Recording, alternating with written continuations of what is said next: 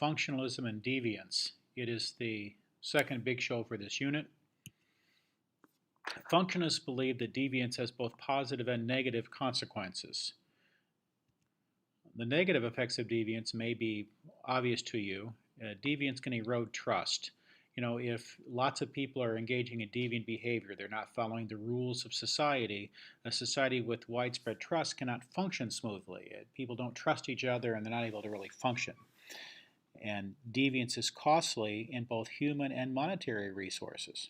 We have to spend a lot of money on police or courts or whatever to control people's behavior because they're not doing what they're supposed to do. The beneficial effects of deviance may be a little less obvious. It can clarify norms.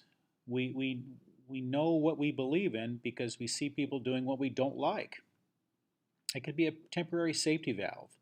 There's a lot of stress in the world, and if we have a little bit of deviant behavior, maybe that releases some of the tension. It can also increase unity. Unity is increased when we have something or someone or some behavior that we can rally around saying we don't like that thing. It can also promote needed social change. Women's rights would be a good example of this. Women engaging in protests was considered to be a deviant behavior, and yet their protest did lead to some real positive and needed change.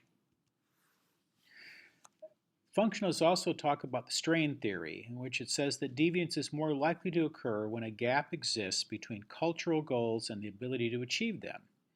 We know we're supposed to be rich and successful in the world, but we're not able to do that because of the way society is set up, or structures, or racism, or whatever the case may be, and this can lead to strain. And there are specific responses to strain. And the first response to strain would be innovation. That's when you accept the goal of a society, or whatever particular goal might be, but you use innovative ways to achieve it.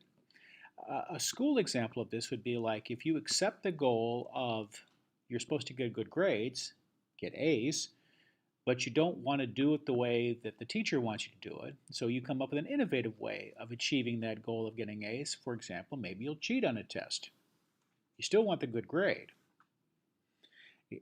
People who cheat on tests care somewhat about their grades. That's because they want the good grade. They want to go through an innovative way to do that. Ritualism would be when you reject the goal but continue to use the legitimate means to achieve the goal. An example of this again with school would be like the teacher who doesn't buy into the goal that they're supposed to be to work hard and help students be successful.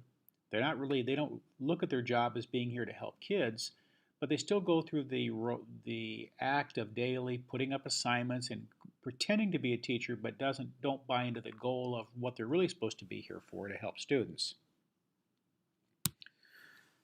Another response to strain would be retreatism, when the goal and the means to achieve it are rejected. You're supposed to work hard and be rich and successful in society, and you don't try at all, you don't want to do anything, you completely want to reject all those goals, you just want to remove yourself from society. And the last response to strain would be rebellion. This is when you reject the goal and the means, but you substitute a new set of goals and means. Pictured here would be one of those paramilitary groups. This one is in Oregon. They reject most of the norms of our society, and they want to live isolated away from that. And they have a new set of goals and a new means to achieve those goals.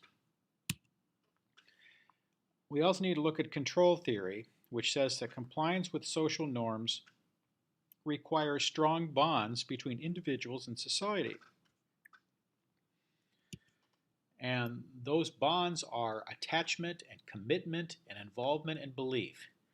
You are attached to the school, for example. Let's say the norms of the school. We want you to be an active participant at Urbandale High School.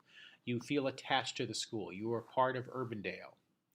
You are committed to the goals of the school. You are involved at school. You participate. And you believe what you're doing is important.